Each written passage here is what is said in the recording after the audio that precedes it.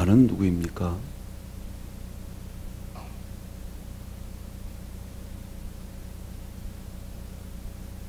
Who am I? 합니다. 나는 도대체 누구입니까? 우리는 누구이며 또 우리 교회는 누구입니까?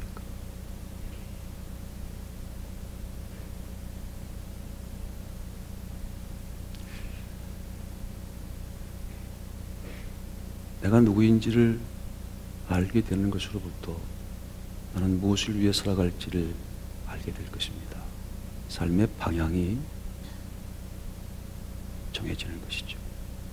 자신의 삶에 목적이 생기면서 그 방향에 합당한 목적이 있는 삶을 살게 되는 것입니다. 사도 바울이 이렇게 고백합니다. 나는 표대를 향해서 나아간다. 뒤에 것은 잊어버리고 과거는 잃어버리고 미래의 종교인 그리스도의 뒤를 따라서 목표를 향해서 표대를 향해서 나아간다. 그게 내가 누구인지를 아는 사람들의 삶의 방향과 목적이죠.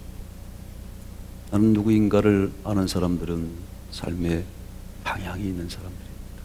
인생은 속도보다 방향이 더 중요하다죠. 그 방향과 함께 그 방향이 가리키는 목적지까지를 향하여 가는 인생은 이름하여 갈 곳이 있는, 목적이 있는, 방향이 분명한 행복한 인생이라고 합니다. 그런 행복한 인생들이 되시기를 축원합니다. 나는 도대체 누군가? 나는 내 정체성이 뭔가? 나는 무엇을 위해 살아가야 하는가?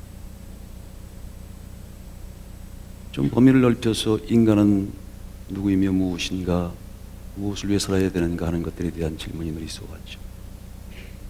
그것에 대한 올바른 대답은 하늘 하나님께 예수 그리스도께 있으니, 여러분 오늘 주 안에서 그 삶의 신비한 뿌리를 다시 한번 되찾게 되시기를 축원합니다. 이 성경은 내 뿌리를 다시 되찾는, 내가 누구인지를 알게 되는 내 뿌리에 대한 책이에요. 무슨 소리입니까, 목사님? 아담과 셋과 게난과 그리고 7대 손인 에녹과 그리고 아담의 10대 손인 노아와 그 셈, 함, 야벳, 이런 족보가 기록되어 있는데 거기 내 족보는 없는데요. 그러나 그것이 바로 여러분들 지금 있는 자리에서 내가 누구인지 뿌리를 알게 되는, 여러분 인생의 뿌리, 여러분 자신의 뿌리, 인간의 뿌리를 설명하는 거룩한 성경의 말씀입니다. 내가 누구인지를 알려면 그래서 하나님을 알아야 하고 하나님의 성경 말씀을 기다려야 하는 겁니다. 고전, 베스트셀러와 스테디셀러하고는 차원이 다른 것이라 했어요. 인류의 조상인, 인류는 아담으로부터 시작되죠. 하나님이 아담과 하와를 만드시고 하나님의 기운을 불어넣으셨습니다. 흙덩어리가 사람이 됐습니다. 리빙 크리에이처가 됐습니다. 신비한 거죠. 그로부터 그 인간은 계속해서 그 종족을 번성해 왔습니다. 구약 성경이란 옛 언약의 말씀은 바로 그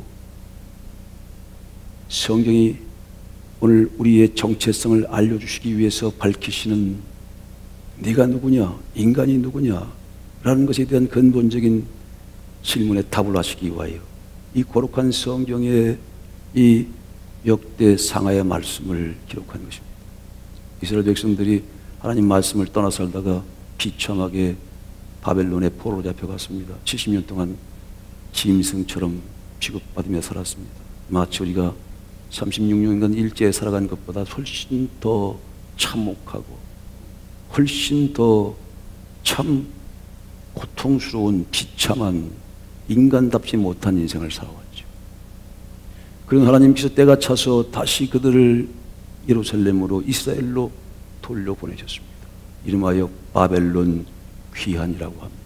출애굽의 역사와 함께 하는 성경의 역사의 가장 중요한 모티베이션을 만드는 사건이죠. 그들이 와서 제일 먼저 한 것이 자신들의 뿌리를 찾는 거였어요. 노예로 살았어. 여러분, 우리는 세상의 노예처럼 살아가고 있습니다. 죄의 종로로 타고 있습니다. 우리는 죽음에 이 코가 껴서 꼼짝 못하는, 자유롭지 못한 인생을 살고 있어요. 그 어떤 행복도 진정한 행복일 수가 없는 삶을 살아가고 있습니다. 그럴 때 우리는 우리가 누구인지를 알아봐야 돼요. 그리고 근원을 흔들어 봐야 합니다. 우리의 뿌리를 깊숙이 내리고 그 뿌리를 깊숙이 내리는 만큼 그 뿌리의 깊이만큼 뿌리의 그 크기만큼 열매가 만들어지는 것이니 우리는 다시 한번 뿌리를 든든히 하고 2019년을 새롭게 다시 한번 시작해야 합니다. 내가 도대체 누굽니까? 당신이 누군지, 우리 소방대장님, 당신이 누군지, 내가 누군지를 알려면, 그래서 하나님을 알아야 하고 예수 그리스도를 알아야 합니다. 그 말씀을 알아야 되는 거죠. 아하, 우리 조상이 가만히 보니 이게 올라가다 보니 아담으로부터 시작되는 거구나. 하나님 돼지가 아니면 침팬지가 아니면 그 어떤 박테리아 같은 박테리아가 스스로 진화돼서 그것이 자연 발생적으로 만들어지는 존재가 인간이 아니구나. 이 근본부터가 다른 거예요. 진화론과 창조론은 근본부터가 다른 겁니다. 생각의 각도가 다른 거예요. 관점이 다른 겁니다. 뭐든지 진화돼서 생겨난 것이지라고 자신의 조상을 생각하면 그 사람의 조상은 침팬지야. 어떤 꼬마가 이렇게 물어봤다 그래요. 아니, 나 고민이 많습니다. 왜?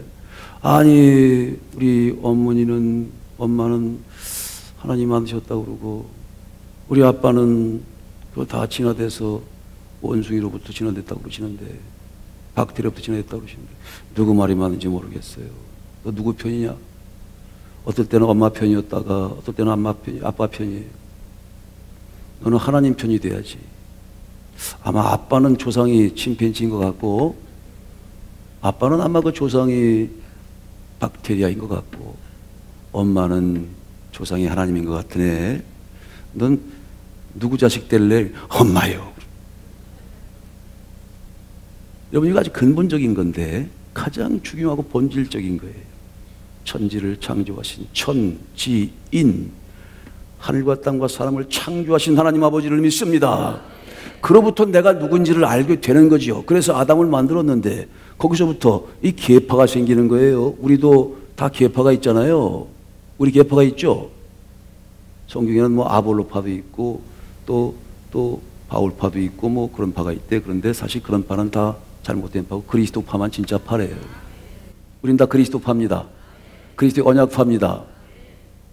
근데 더 올라가면 아담으로부터 셋으로부터 그리고 노아의 세 아들 셈, 함, 야벳, 그 셈으로부터 다시 이 분파가 계속 이어져 내려갑니다.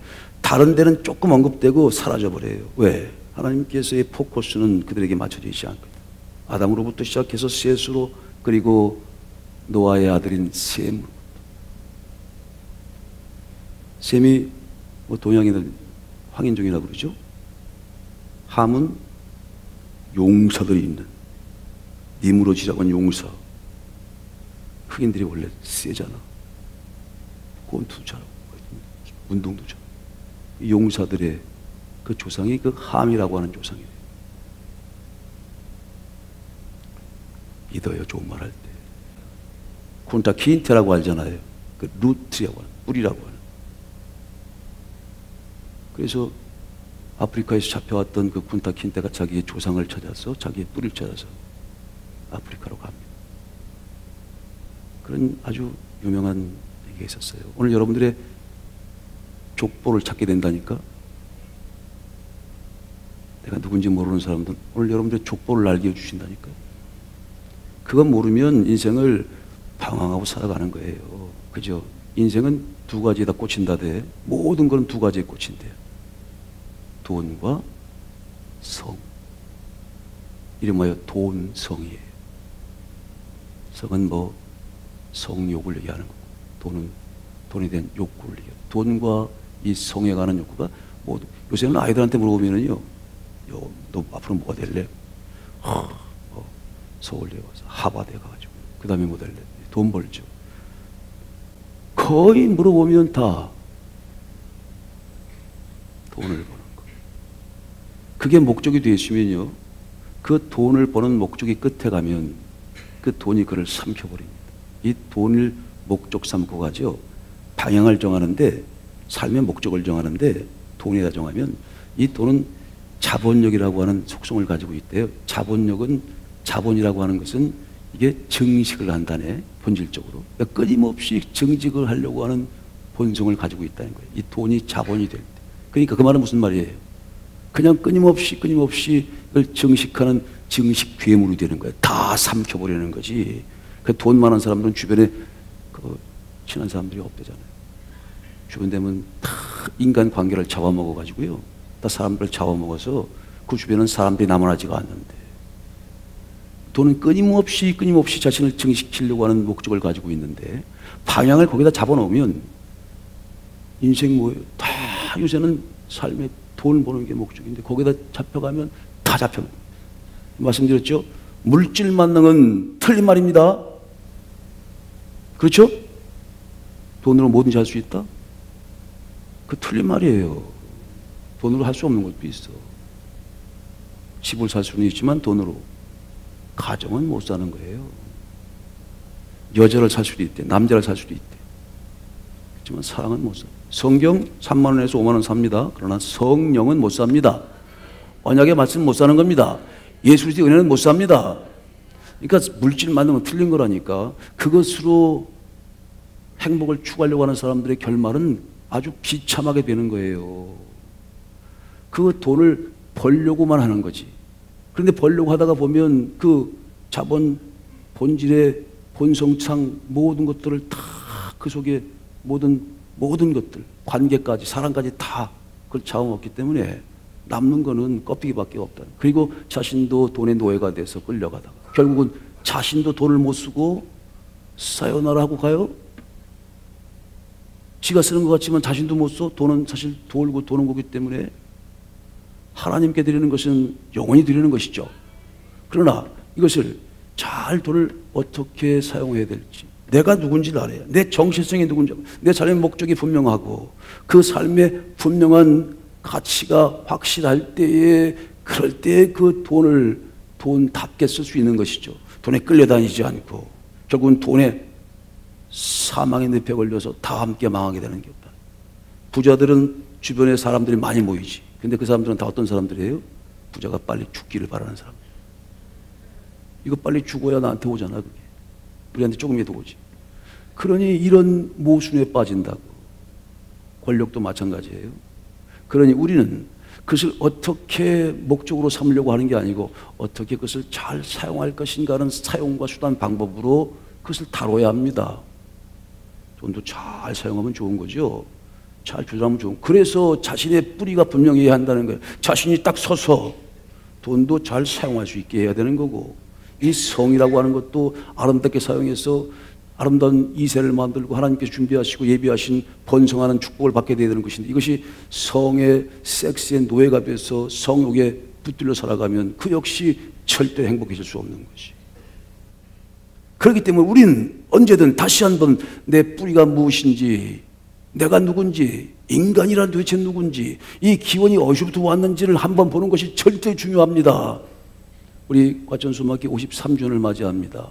40일 목적 기도하는 것도 바로 그런 것이죠. 내가 누군지, 내 뿌리가 어디인지, 내가 도대체 어디서부터 온 것이고, 내가 그러니까 무엇을 위해 살아가야 되는 것이고, 이 과천수막교는 왜 생겨났으며 무엇을 위해 살아가야 하는가 하는 이 정체성의 확립이 중요하다는 겁니다. 말하자면 언약의 정체성이 중요하다는 거지요. 아브라함으로부터, 아담으로부터 시작해서 7대손인 에녹과 노아로부터 시작해서 셈이라고 하는 셈족의 그 하나님의 그 약속이라고 하는 기운이 그 속에 흘러넘쳐서 아브라함까지 가죠. 그래서 아브라함과 다윗의 자손 예수 그리스도께로 오는 것입니다. 여러분, 그래서 예수 그리스도의 자손이 되는 거예요. 그러니 우리의 족보를 잘 파보면 우리가 다름 아닌 이 자리에 온 모든 사람들은 하나님께서 하나님 아들인 예수 그리스도의 가족을 삼기 위하시고 하나님께서 하나님의 족보에 올리시기 위해서 여러분들 부르셨다는 겁니다. 할렐루야. 원숭이가 아니에요. 우리가 무슨 박테리아 자식이야 뭐요. 우린 하나님의 자식입니다. 아브라함과 다윗의 자손 예수 그리스도의 계보고 가족이라는 말이 그런 말이에요. 내가 가만히 보니까 내 뿌리가 하고 올라갔더니 그리스도가 우리 족보의 조상이야. 더 올라갔더니 그 하나님의 아들이시니까 하나님이 그래서 내가 아버지라고 부르는 거구나. 그렇다면 하나님을 의식하며 살아야 되겠다. 하나님께서 기뻐하시는 것이 뭔지를 우리가 바라보고 그 하나님께서 기뻐하시는 삶을 살아갈 때 비로소 그것이 진정한 행복을 누리는 것이겠구나. 하나님은요, 당신의 행복보다 우리 행복을 우선하는 분이기 때문에 하나님께서 원하시는 삶을 살면 무조건 우리 행복해집니다. 그래서 쫓겨났던 이 에덴이라고 하는 낙원을 다시 되찾게 회복시키려고 하시는 그 본래적인 목적을 가지고 목적지를 향해서 천국을 향해서 에덴을 향해서 생명나무를 향해서 나아가라 합니다. 나아갈 때 너는 예수 그리스도의 믿음의 자손이라는 사실을 절대 잊지 말라. 여러분, 톨스토이가 나는 누구인가 고민을 했죠. 그리고 어떻게 사는 것이 행복한 삶인가를 고민했던 유명한 대문호입니다. 그가 안나 카넬이라고 하는 그 유명한 소설이 있죠. 거기서 그 질문에 대한 답을 시도해요. 나는 누구고 인간은 도대체 누구야? 그리고 어떻게 살아가는 것이 진짜 행복한 삶인 거야? 거기에 주인공이 안나가 아니래요. 그거 읽어보셨어야 알지. 근데 유명한 드라마는 봤죠? 예. 거기에 안나 카네리나가 사실은 불륜을 저지르죠. 리빈스키라고 하는 아주 젊은 아주 천신의 미인이었대요. 거기도 역시 이 브론스키가 돈도 있고 아주 그냥 얼짱이었다는 겁니다. 유부녀인데 거기에 그러니까 돈과 그 성욕이라고 하는 것에 그냥 빠져버린 거지. 그래서 결국 둘이 행복하냐 그렇지가 않아요. 서로를 끊임없이 의심해 사랑을 차지하려고.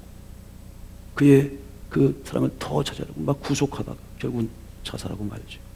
근데 그 안네 카네리아의 그 소설의 주인공은 그 안나와 레빈스키가 아니고 그 안나를 그래도 마음속에 담고 있다가 그 안나의 친척 중에 하나인 키티라고 하는 키티와 결혼했던 레빈이라고 하는 사람이 그 안나 카네리아의 실질적인 주인공이래요. 근데 그 레빈이라고 하는 인물이 톨스토이의 그 투영된 모습이라네.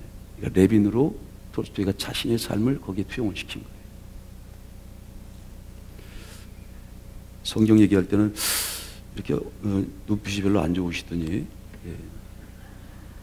이게 이 안네 카네리아의 이 약간 불륜의 얘기를 하니까 눈빛이 돌아오네. 이게 사람의 속성이야 이게. 아주 연애 소설 말에 멜로 다 그런 거 아니에요? 예? 조심해야 돼. 거기는 파국이 있다는 거를 그때는 불나방처럼 재미있지만 그렇죠? 여러분 얼굴이 그렇게 돼야 돼. 이 재미있는 연애 소설을 보는 것처럼 사실 하나님의 그리스도를 통해서 우리를 뜨겁게 사랑하는 이 사랑 러브 스토리잖아요. 예수님의 십자가 얘기를 들으면 그냥 저절로 마음에서 눈물이 나야 돼. 감동이 돼야 돼. 눈물이 없어진 사람은 이미 벌써 그 사람은 변질되는 사람이에요.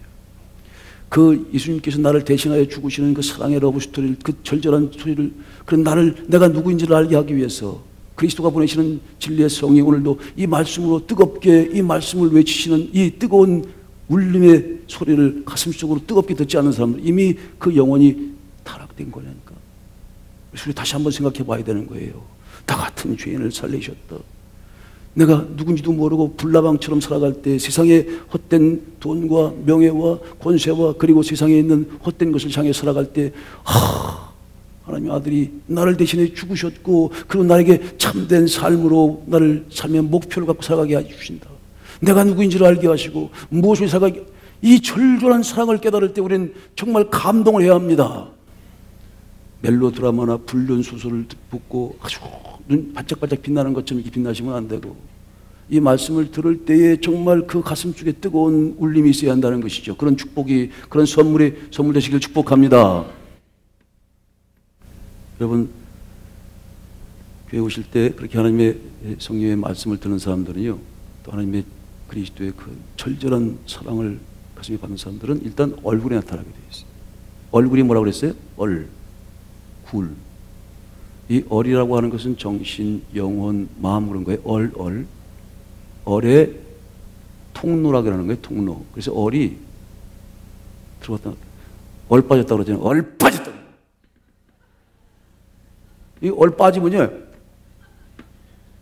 일단 눈에 빛이 없고 얼굴이 사가. 얼이 있는 것, 말하자면 정신이 살아있는 것은요, 여러분, 일단 얼굴에서 빛이 나는 거예요. 정신 차리! 정신 차리라고 그러잖아, 그렇죠? 정신 잃으면 안 돼. 정신만 차리면 살아. 호랑이 암으로 가도 정신만 차리면, 그게 얼이 살아있는 건데, 여러분, 지금 조금 살아 들어간 것 같아. 얼굴이 살아있어야 돼요.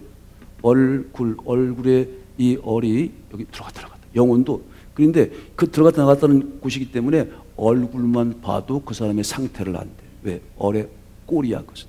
얼의 통로인과 동시에 얼의 꼴이야. 그래서 얼굴이래. 그래서 얼굴을 잘 보면요, 그 사람이 지금 정신 상태가 어떤지를 잘 알아. 여러분들은 양호한 편이네.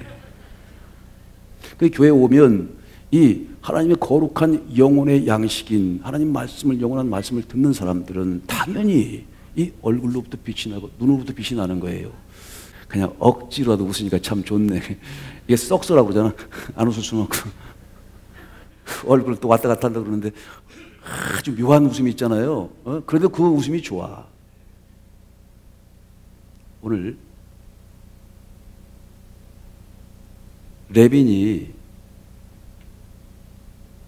그의 실제 아내 16살 연하랑 살았대요. 할렐루야. 근데 48년 동안 아이들 뭐 7명 살았는데 그분이 그 고백을 그렇게 해요. 48년 동안 정말 뜨겁게 싸우며 살았다 그래요. 엄청 싸웠나 봐. 무지하게 싸웠대. 우리 같지 않지. 아주 머리 터지게 싸우면서도, 그러면서도 가정을 잘 지키면서, 그러면서 그 안나 카네리아를 썼을 때 그런 얘기 하는 거예요. 과연 나는 누구냐 도대체. 그리고 어떻게 살아가는 것이 정말 인간답게 살아가는 거냐. 그래서 인간의 삶에 가장 행복한 정점을 성장에 뒀어. 그래서 모든 것들을 성장할 때, 그의 영혼, 특히 그의 마음이 성장할 때 지구의 행복을 느낀다는 거예요. 그런데 그 성장의 가장 중요한 그 꼭 지점이 뭐가 있냐면, 일단 몰입을 해야 돼요. 그리고 소통을 해야 돼. 그래야 성장할 때. 그래서 몰입과 소통과 함께 그가 가장 강조한 게 죽음의 문제예요.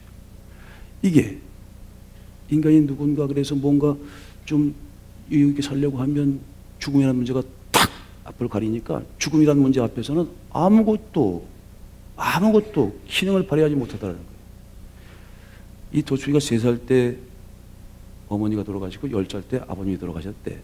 그리고 35살 때 아주 정말 아버지처럼 섬겼던 형이 또, 그러니까 죽음에 대한 공포가 있는 거지. 뭘 하다가도 죽음이라는 문제가 탁 닥치면 돈도 있었고 그가 큰 농장도, 그리고 문학가였기 때문에 그 당시에 인기를 누리던 아주 유명세를 탔지요. 그런데도 죽음의 문제 앞에 딱 서면 이게 거기서부터 모든 게 다 제로 베이스가 되더라는 거예요. 그래서 고민을 했대. 이 죽음을 피해가자니 말 그대로 현실 도피자가 될 거예요. 죽음이라는 걸 생각만 하면 뭐 끊임없이 고통의 늪에 빠져. 아무것도 의미가 없어지는 거야. 죽는다는, 누구든지 죽으니까. 이 죽음이라는 시간의 끝에서 보면 모든 게 다 그냥 허무하게 되버리니 행복해질 수가 없는 거지. 그래서 그가 끊임없이 그 문제를 탐구하면서 이렇게 결론을 내립니다. 그 소설에 이렇게 표현되어 있어요. 제일 마지막에는 끊임없이 이런 일들 저런 일들이 생긴다. 내가 오늘도 또 내 부인하고 싸웠고, 내가 오늘도 또 조작인들한테 소리를 쳤고, 그렇지만 그러나 매 순간순간 무의미한 순간은 없다. 나는 끊임없이 성장해 간다. 그러면서 이런 나름대로의 그 인생의 길에서 명언을 남겨요.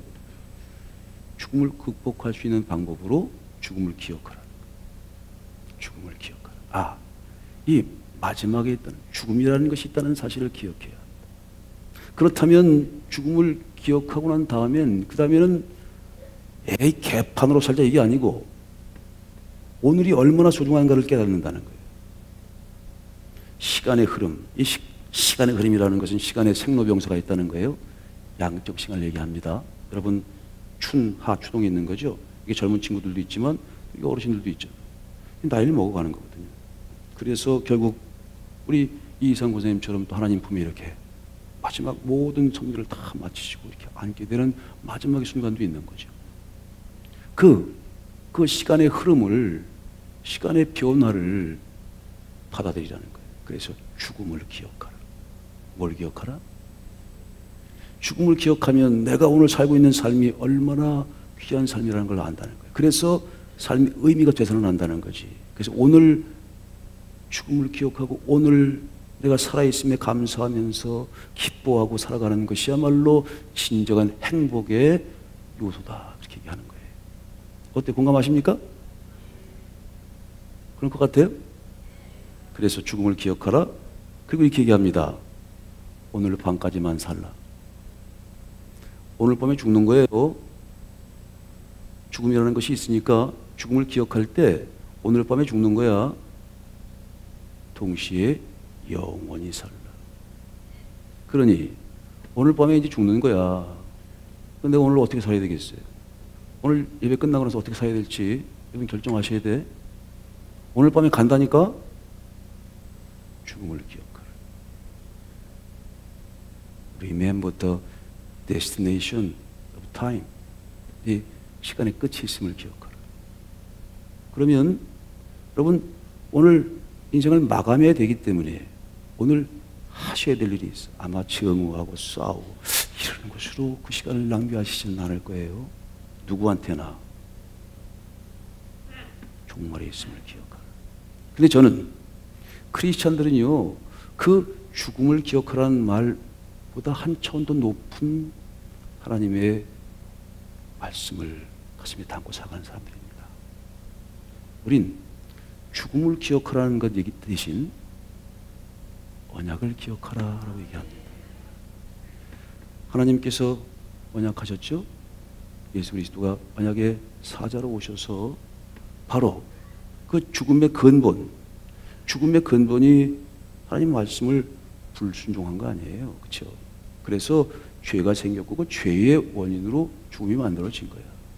그래서 죽음을 기억하는 것, 그 삶을 살아가는 또 다른 삶의 원동력이 될 수가 있지. 오늘을 충실하게 살아갈 수 있는 원동력이 될 수 있어. 그러나 그보다 한 차원 더 높은 것은요, 언약을 기억하는 거예요. 그 언약은요, 영원한 언약을 기억하는 것입니다. 예수를 통해서 죽음을 극복하신 거지. 십자가를 지시고 우리를 대신 죗값으로 피값으로 사셨어. 그래서 우리를 영원히 살 수 있는 영생의 길을 열어놓으셨습니다. 죽음을 극복할 수 있는, 죽음을 단순히 기억하는 것뿐 아니라 죽음을 극복하는 길을 열어놓으셨어. 예수 그리스도의 언약을 기억하라.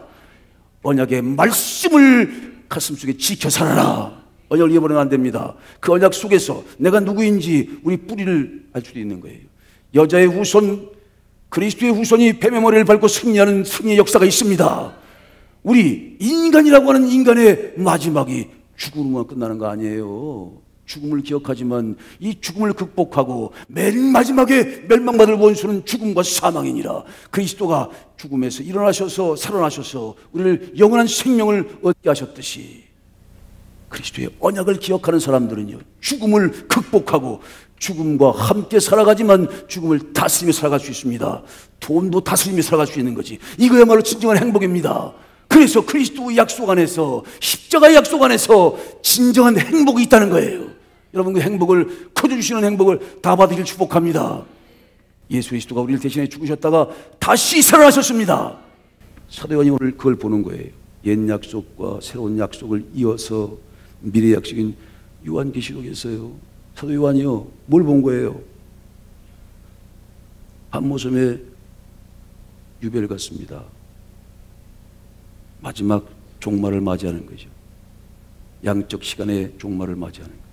그러나 영원한 생명이 있다는 사실을 믿고 영생의 약속, 그리스도의 약속을 믿는 그 믿음은, 그의 삶은 본질적으로 달랐어요. 이제 세상에 그 어떤 희망도 없었지만, 그러나 영원한 새로운 생명으로 접붙여진다는 그런 놀라운 생명력으로 그가 하루하루를 참으로 기쁘고 감사하게 살다가 한순간을 맞이합니다. 7 금추대 사이에 두루 다니시는 그리스도가 나타나셔서 말씀하시는 거예요. 예수 그리스도의 계시라. 밤모섬에서 신기한 경험을 합니다.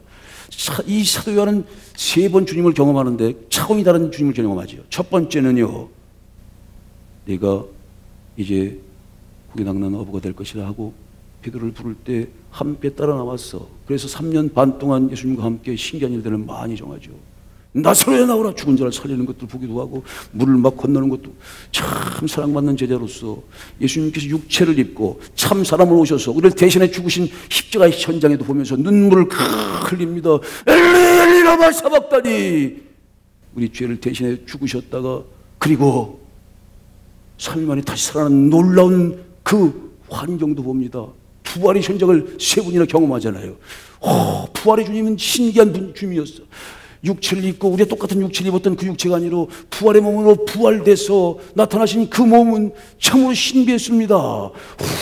하고 성령을 받으라 하신 그 말씀 받는 순간도 있었고 참 신기했어요. 육체를 입었는데 그 육체는 우리 같은 육체가 아니고 신물질을 입었어. 그래서 시공간을 막 왔다 갔다 하죠. 신비해. 그리고 나서 60년쯤 지났어요. 그렇게 신비한 부활의 신비한 체를 보시고 나서 60년 동안 그는 에베소 교회를 비롯해서 교회에서 하나님 복음을 신실하게 전했습니다. 다 늙어서 부축할 수 없을 때까지 올라와서 인간이 무엇인지 압니까? 나는 누구입니까? 당신은 그리스도의 자손들입니다. 셈족도 함족도 야베족도 아닌 그리스도를 믿는 언약의 크리스찬입니다. 언약의 사람들, 행복한 행복 메이커로 사랑을 전하는 사랑의 메이커가 되어야 되고 미소의 메이커가 되어야 되고 행복을 전하는 행복의 메이커가 되어야 합니다. 그러기 위해서 십자가의 사랑을 실천해야 합니다 하고 전했던 그 사도였어요.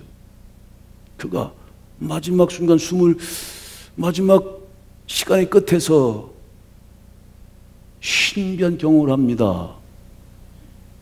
7 금추대 사이에 다니시는 3번째 신비한 모습의 주를 만나는 거예요.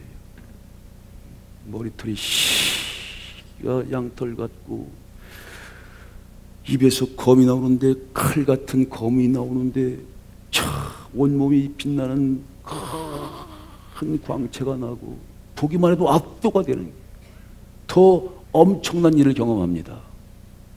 내가 본 것은 이제 앞으로 되어질 일들을 이전까지는 과거와 그리고 그 당시에 있었던 일을 하지만 내가 지금 또 보여주는 것은 앞으로 되어질 일, 앞으로 이 세상이 어떻게 될 것인가, 예수 그리스도의 최후의 승리가 어떻게 펼쳐질 것인가, 그리고 믿는 사람들이 어떤 영광을 받게 될 것인가, 새 하늘과 새 땅을 어떻게 받게 될 것인가, 그리스도와 함께 천년 동안 왕 노릇하는 그 영원한 세계를 어떻게 줄 것인가 하는 것들을 나타내 보이시면서 신비한 하나님 말씀을 전합니다. 그 진리의 말씀의 능력이 오늘 여러분들 속에 언약을 받은 그리스도의 사람들에게 주어지는 겁니다. 이걸 받은 사람들은 살 것입니다. 이 생명의 말씀을 받는 사람들은 죽음을 극복합니다. 죽음을 기억하라. 그러나 언약을 기억하라. 예수 그리스도의 언약을 기억하라. 오늘 예수 그리스도께서 주시는 새로운 언약과 함께 주시는 미래의 언약을 받으십시오. 오늘 어떻게 말씀하십니까? 예수님께서 이제 그 미래의 이 언약의 사람들에게 언약의 말씀을 주시는 놀라운 광경을, 너무 가슴이 뜨거워서 너무 놀라운 일이라서, 너무 엄청난 축복이라서 여러분 마음을 열고 같이 이 귀한 말씀을 받아야 합니다. 성경 있는 그대로의 말씀이에요.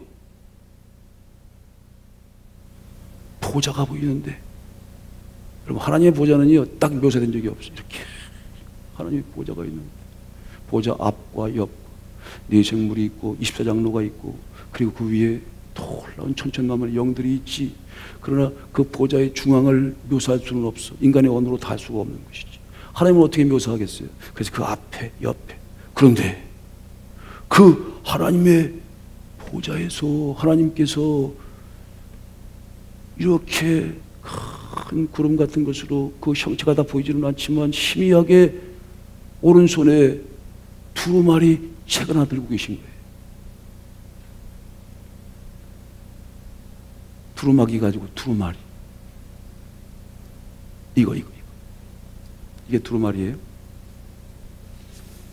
이렇게 들고 계시는데 이 놀라운 약속의 말씀이에요. 이 언약의 말씀이에요. 이 언약의 말씀에 생명이 있는 거예요.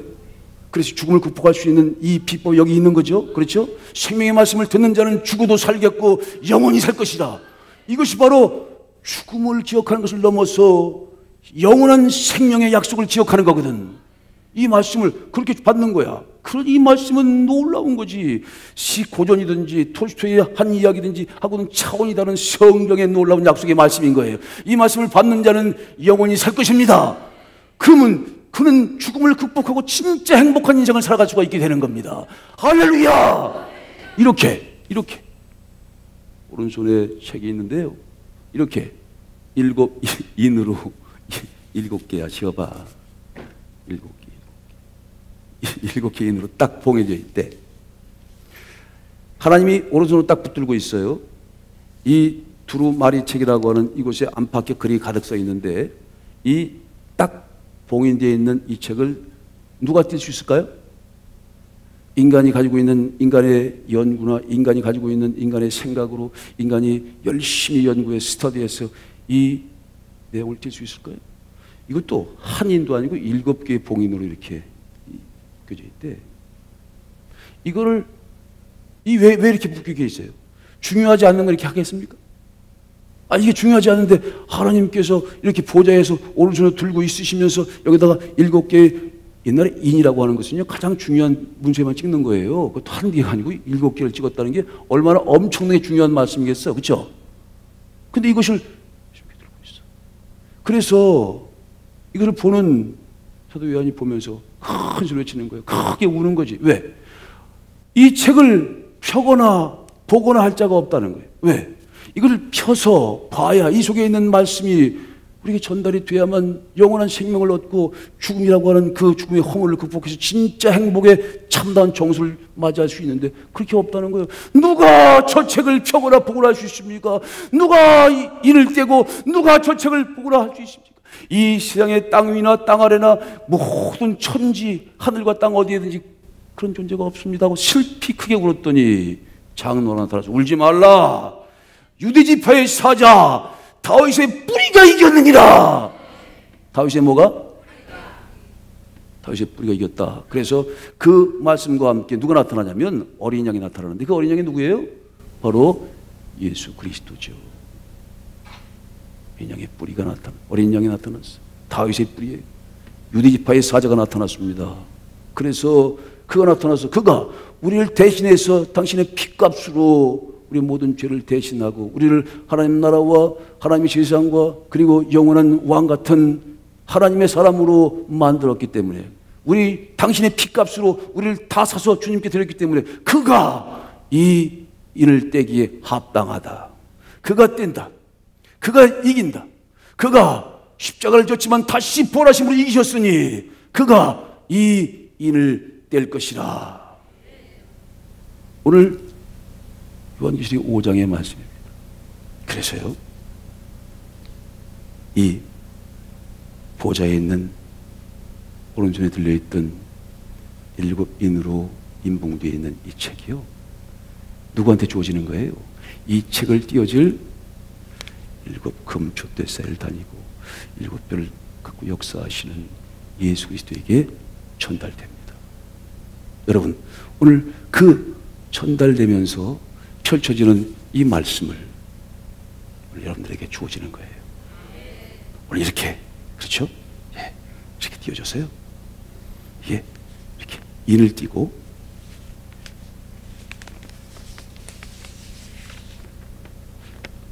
예수 그리스도의 계시라. 이는 하나님이 그에게 주사 반드시 속히 될 일을 그 종들에게 보이시려고 그 천사들 그 종 요한에게 보내어 지시하신 것이라. 인자 같은 이가 오른손에 7뼈를 입고 그 입에서 저의 날선검이 나오고 그 얼굴은 해가 힘있게 비치는 것 같더라. 내가 볼 때 그 발 앞에 엎드려 죽은 자 같이 되며 그가 오른손을 내게 얹고 가라사대 두려워 말라. 나는 처음이요 나중이요 곧 산 자라. 내가 전에 죽었었노라. 볼지어다 이제 세세토록 살아있어 사망과 음부의 원세를 가졌노니 그러므로 내 본 것과 이제 있는 일과 장차 될 일을 기록하라. 내가 본 것은 내 오른손에 7뼈의 비밀과 7 금촛대라. 7뼈는 7 교회의 사자요 7 촛대는 7 교회니라. 이기는 자는 생명나무로 나아가며 그가 생명나무의 열매를 먹을 것이라. 이기는 자는 둘째 사망의 해를 받지 않을 것이라.